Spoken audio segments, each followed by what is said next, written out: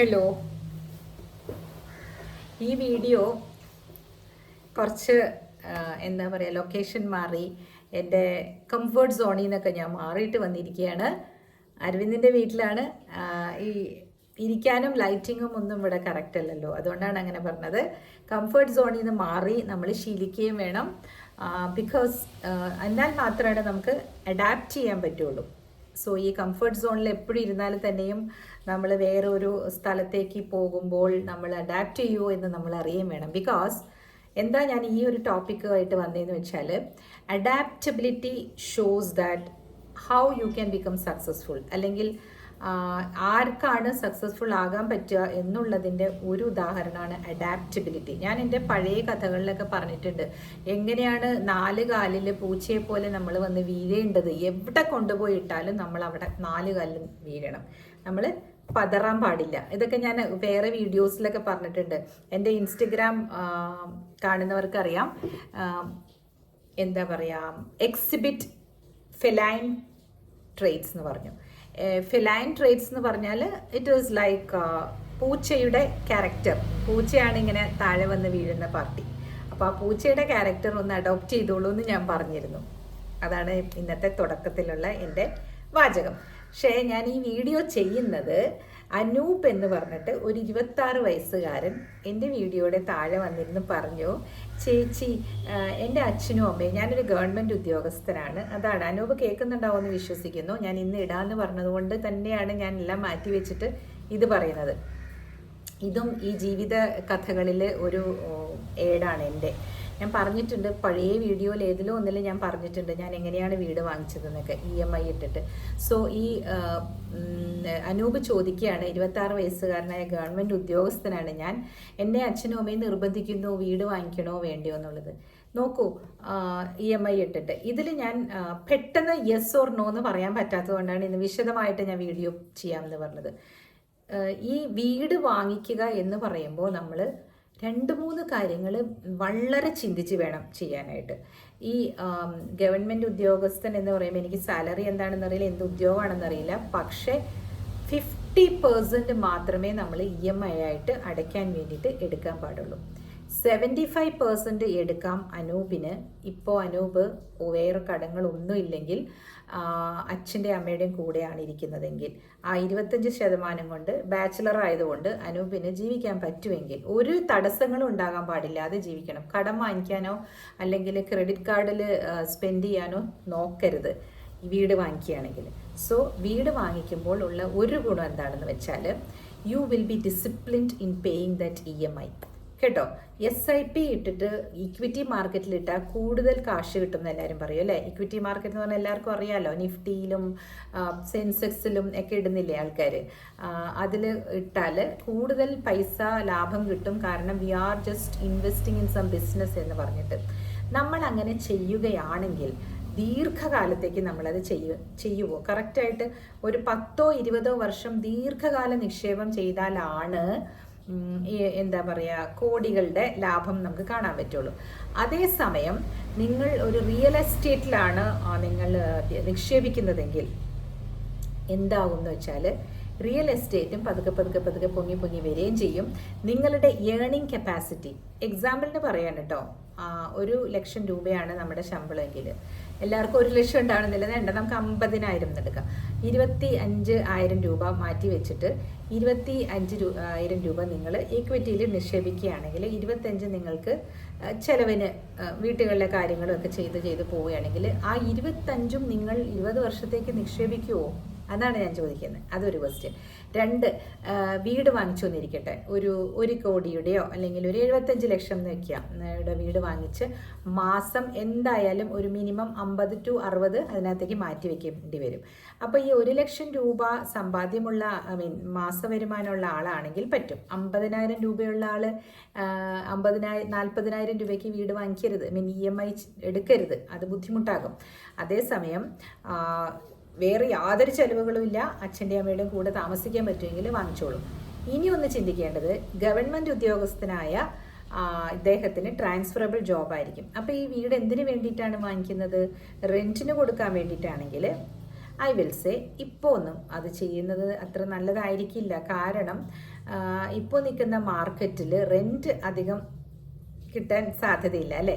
അപ്പോൾ എന്ത് ചെയ്യാം, ആ ഇപ്പോൾ ഇരിക്കുന്ന ഈ സമയത്ത് you can start investing in other things like ഈ ഗോൾഡ് ഇതൊക്കെ കിട്ടുമല്ലോ, എന്താ പറയുക, ബോണ്ട് കിട്ടും, അങ്ങനെയൊക്കെ ചെറുതായിട്ട് ഇൻവെസ്റ്റ്മെൻറ്റ് ചെയ്യുന്നതായിരിക്കും ഇപ്പോൾ ഉചിതം. ഒരു 2 വർഷം ഈ EMI എമൗണ്ട് നിങ്ങൾ മാറ്റി വെച്ച് നോക്കുക. മാറ്റി വെക്കുക എന്ന് പറഞ്ഞാൽ ഈ പറഞ്ഞ പോലെ SIPയിലോ, അത് നല്ല ഒരു ഫിനാൻഷ്യൽ വിദഗ്ധനെ കണ്ടിട്ട് ഏത് SIPയിലാണ് ഞാൻ ഷോർട്ട് ടേം ആയിട്ട് ഒരു 2 ഇയേഴ്സിലേക്ക് ഇത്ര രൂപ, അല്ലെങ്കിൽ അത് വളരെ ഡെറ്റ് ഫണ്ടൊക്കെ അവർ പറയണത്, അവരോട് ചോദിക്കണം കേട്ടോ. You do that, amass that money and see if you are putting it regularly കേട്ടോ. അങ്ങനെ ചെയ്തിട്ട് ആ 10% 20% കൊടുക്കാനുള്ളതും ഉണ്ടാക്കിയെടുക്കുക. അതിനുശേഷം മാത്രം വീട് വാങ്ങിക്കുന്ന കാര്യം ആലോചിക്കുക. ശരിയാണ്, 26 വയസ്സിൽ വീട് വാങ്ങിക്കുക എന്ന് പറഞ്ഞാൽ നല്ല ഒരു കാര്യമാണ്. ബാങ്കുകളൊക്കെ ലോൺ തരും. പിന്നെ ഗവൺമെൻറ് ഉദ്യോഗസ്ഥനായതുകൊണ്ട് ജോബിനൊരു പ്രശ്നവും ഇല്ല. ദർ വിൽ ബി ഇൻക്രിമെൻറ്റ്, എല്ലാം ഉണ്ട്. പക്ഷെ ഒരു 2 വർഷം may be you can put it as A test time.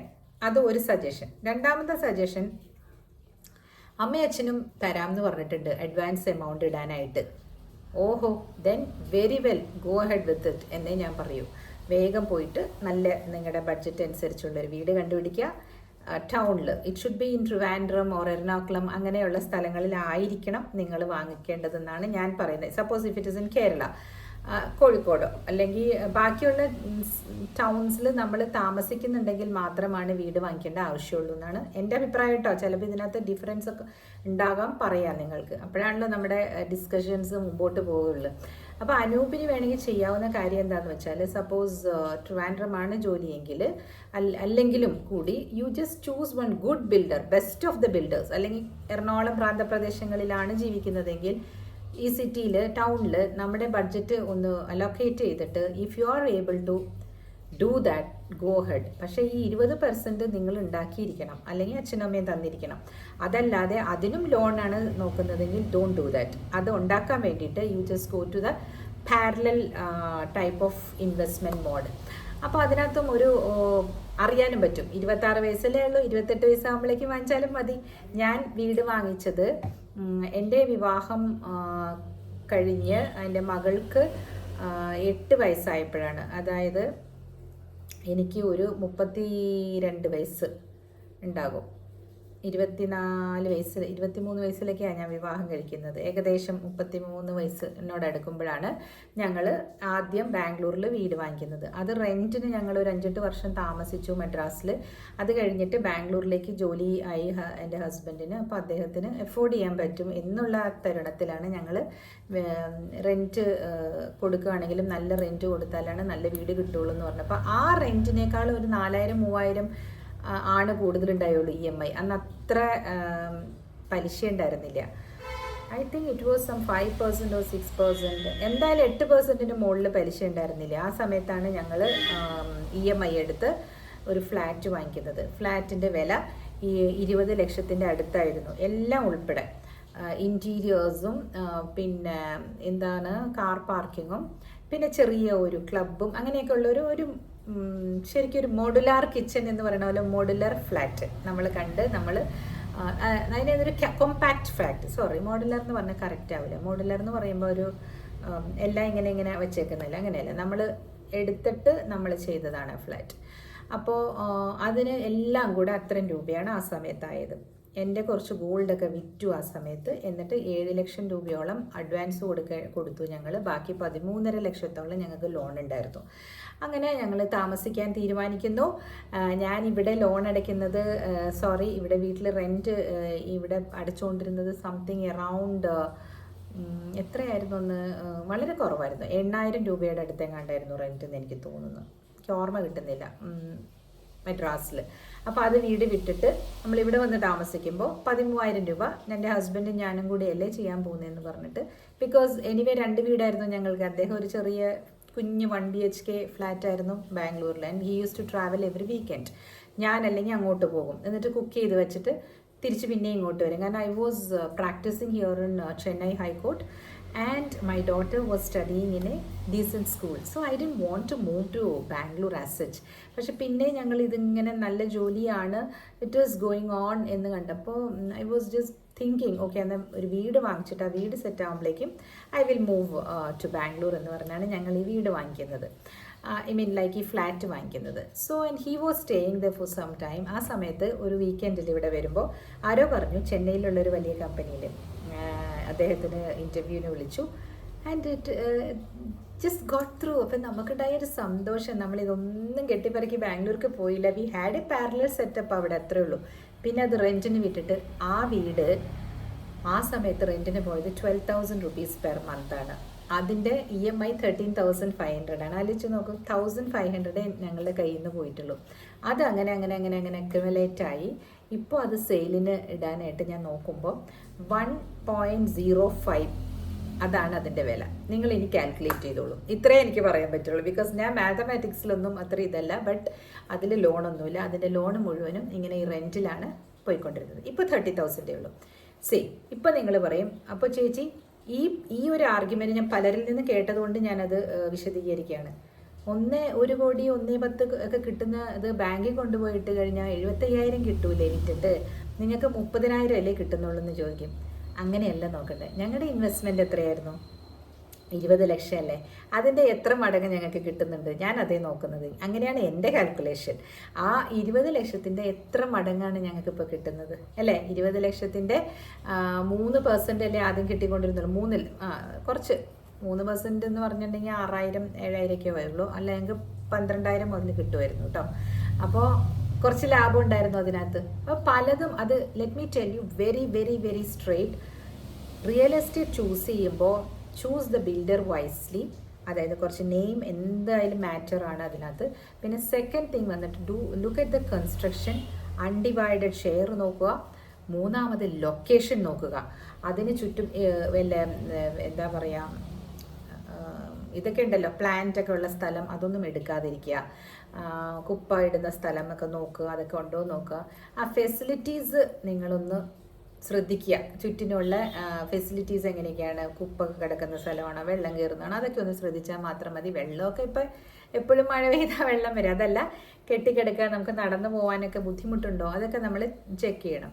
അപ്പോൾ റിയൽ എസ്റ്റേറ്റിൽ ഞാൻ വീട് മേടിക്കണോ ഇല്ലയോ എന്നുള്ളത് ഒറ്റ ഉത്തരത്തിൽ യെസ് എന്ന് പറയാൻ പറ്റാത്തത് കൊണ്ടാണ് കേട്ടോ അനൂപെ. ജസ്റ്റ് ഇത് ശ്രദ്ധിച്ച് കേട്ടിട്ട് നിങ്ങൾ തന്നെ തീരുമാനിക്കൂ.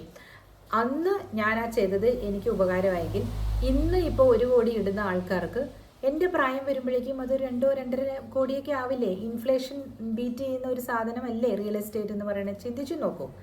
എനിക്ക് അതിനകത്ത് നഷ്ടമേ ഇല്ലല്ലോ ഇപ്പോൾ, ഞാനതിലിട്ടു എന്ന് കരുതിയിട്ട്. പക്ഷേ സൂക്ഷിച്ച് വേണം. ഞാൻ പറഞ്ഞു, നമ്മളുടെ ഇൻകം ത്തിൻ്റെ 50%ഓ 60%ഓ അതിൽ കൂടുതൽ ഒരു EMI നമുക്ക് വരാൻ പാടില്ല. നമുക്ക് 40% കൊണ്ട് നമുക്ക് ജീവിക്കാൻ പറ്റും. 40,000 രൂപ മതി. 1 ലക്ഷം രൂപയുള്ള ആൾക്ക് 40,000 രൂപ വീട്ടിൽ ബാക്കിയുള്ള സെറ്റപ്പൊക്കെ നല്ല കറക്റ്റായിട്ട് ചെയ്യുന്നവർക്ക് അത് മതി. ഞാൻ മിഡിൽ ക്ലാസ് ആളുകളോടാണ് കേട്ടോ പറയുന്നത്.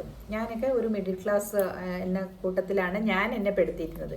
ഇപ്പോൾ കുറച്ചൊരു അപ്പർ മിഡിൽ ക്ലാസ് ആയിട്ടുണ്ടാകണം because of the age and the earning capacity. അപ്പം നിങ്ങൾ ഓരോരുത്തരും അങ്ങനെ ഏർണിംഗ് കപ്പാസിറ്റി കൂടി നെക്സ്റ്റ് ലെവലിലേക്ക് വരും. ഇനി ഒരു കാര്യം പറയാം. ഈ റിട്ടയർമെൻറ്റ് സമയം വരുമ്പോഴേക്കും നമ്മൾ പിന്നെയും താഴോട്ട് പോകും. എങ്ങനെ? നമ്മൾ പിന്നെയും മിഡിൽ ക്ലാസ്സിലേക്ക് വരും. എപ്പോഴാണ് അങ്ങനെ വരുന്നത്? ആരും ഏൺ ചെയ്യാതെ ആകുമ്പോൾ. അതേസമയം നിങ്ങളുടെ മക്കളെ ഏൺ ചെയ്യാണ്.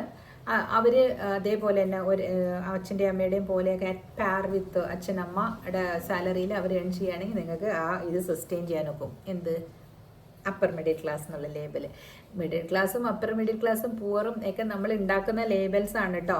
അതിനകത്ത് കാര്യം ഉണ്ടായിട്ടല്ല. നമ്മൾ ഈ ഫിനാൻസിനെ പറ്റി പറയുമ്പോൾ I have to use this terminologies. Please don't get offended. ആർക്കും വിഷമമൊന്നും തോന്നരുത് കേട്ടോ. കാരണം ഇതിനു മുമ്പ് ഞാൻ പറഞ്ഞിരുന്നു, നിങ്ങൾ അപ്പർ മിഡിൽ ക്ലാസ് ആണോ, മിഡിൽ ക്ലാസ് ആണോ, പുവർ ആണോ എന്നൊക്കെ ചോദിച്ചാൽ അത് ഇന്നത്തെ സെറ്റപ്പിൽ ആളുകൾ പറയുന്ന പേരുകളാണ്. മനസ്സിലായില്ലേ? അത് നമ്മൾ യൂസ് ചെയ്താലേ എനിക്കിത് ഈ ഒരു എപ്പിസോഡ് ചെയ്യാൻ പറ്റുള്ളൂ. അതുകൊണ്ടാണ് കേട്ടോ. So Anoop can take a decision if his other things are not affected. ഇനി അനൂപിനൊരു വിവാഹം കഴിക്കണമല്ലോ. അപ്പോൾ വിവാഹം കഴിക്കുമ്പോൾ ഇങ്ങനെ ഒരു എന്താ പറയുക, ബേർഡനോടെ ഒന്നും വിവാഹം കഴിക്കണ്ട എന്നുള്ള താല്പര്യമുള്ള ആൾക്കാരും ഉണ്ടാകും. ഇപ്പോഴേ തന്നെ ഹോം ലോണൊക്കെ എടുത്ത് വീട് വാങ്ങിച്ചിരുന്നു. ചിലർ മറിച്ചും ചിന്തിച്ചേക്കാം, ഈ പയ്യൻ നല്ല ഇതുള്ള ആളാണ്, ഹോം ലോണൊക്കെ എടുത്ത് വീടല്ലേ വാങ്ങിച്ചിരിക്കുന്നത്, അങ്ങനെയും ചിന്തിച്ചേക്കാം. So choice is yours. If it was me, I would have gone with buying. അതേ എനിക്ക് പറയാൻ പറ്റുള്ളൂ. അതാണോ ശരി തെറ്റെന്ന് എനിക്ക് പറയാൻ പറ്റില്ല. എൻ്റെ അടുത്ത് എന്താണ് ചേച്ചിയുടെ അഭിപ്രായം, ചേച്ചിയാണെങ്കിൽ എന്ത് ചെയ്യും എന്നുള്ള രീതിയിലാണല്ലോ ആ ക്വസ്റ്റ്യൻ. അതുകൊണ്ടാണ് ഞാൻ പറഞ്ഞത് ഞാൻ ഇതാണ് ചെയ്തത്. ഞാൻ ചെയ്ത കാര്യം അപ്പം ഞാൻ മറ്റുള്ളവരോട് ചെയ്യണ്ടെന്ന് പറയുന്നത് ശരിയല്ലല്ലോ. ചിന്തിച്ചിട്ട് ചെയ്യുക എന്നാണ് ഞാൻ പറഞ്ഞത്. പിന്നെ ഈ ഫിനാൻഷ്യൽ ഗുരൂസ് ഒക്കെ പറയും നിങ്ങൾ ചെയ്യുന്നത് അബദ്ധമാണ്, റിയൽ എസ്റ്റേറ്റിൽ ഇടുന്നത് അബദ്ധമാണ്. അങ്ങനെ എന്തിനാ ചിന്തിക്കുന്നതെന്ന് ഞാൻ ആലോചിക്കണേ. കാരണം എന്താണെന്ന് പറയട്ടെ, നമ്മുടെ എന്താ പറയുക, ഭൂമി വളരുന്നുണ്ടോ? ഇല്ലല്ലോ. അപ്പം നമ്മൾ ഈ ഒരു ഏരിയയിൽ കുറച്ച് സ്ഥലം മേടിച്ച് നമ്മൾ ഇട്ട് കഴിഞ്ഞാൽ ആ സ്ഥലം അത്ര തന്നെ ഇല്ലേ ഉണ്ടാവുള്ളൂ. വേറൊരാൾ 3-4 പിള്ളേർ വേറെ ഇങ്ങനെ ഉണ്ടായി വരുന്നുണ്ട്. അവർക്ക് എല്ലാവർക്കും ഈ ഇത്തരം സ്ഥലം തന്നെയല്ലേ ഉണ്ടാവുള്ളൂ. ദാറ്റ് മീൻസ് ഈ ഭൂമി ഗ്രോ ചെയ്യുന്നില്ലെങ്കിൽ അത് ഇൻവെസ്റ്റ് ചെയ്തേക്കുന്നവർക്ക് മണി ഗ്രോ ആവുമല്ലോ. Because we don't have any other place to buy. നമുക്ക് ഇത് തന്നെ വേണം. അപ്പോൾ നമ്മൾ പൈസ കൂടിയെന്നല്ലേ അർത്ഥം. അതായത് അത്രയും ഭൂമിക്ക് അവകാശികൾ 3 പേരാകും ഇല്ലേ? പറയുന്ന മനസ്സിലാക്കണ്ടോ? പോപ്പുലേഷൻ്റെ അനുപാതം അനുസരിച്ച് ഭൂമി വളരുന്നില്ല. സോ ഭൂമി പൊന്നിലും ഇട്ട ഒരിക്കലും ചതിക്കില്ല എന്ന് പറയില്ലേ? അത് കറക്റ്റ് അല്ലേ? ഇപ്പോഴത്തെ രീതികൾ മനസ്സിലാക്കി വരുമ്പോൾ കറക്റ്റ് അല്ലേ? പിന്നെ നിങ്ങൾ റിയൽ എസ്റ്റേറ്റിൽ ഇട്ടിട്ട് നിങ്ങൾ 5 കൊല്ലം കഴിയുമ്പോഴേക്കും മറിച്ച് വിട്ട് കാശുണ്ടാക്കാൻ അത് നടക്കില്ല കേട്ടോ.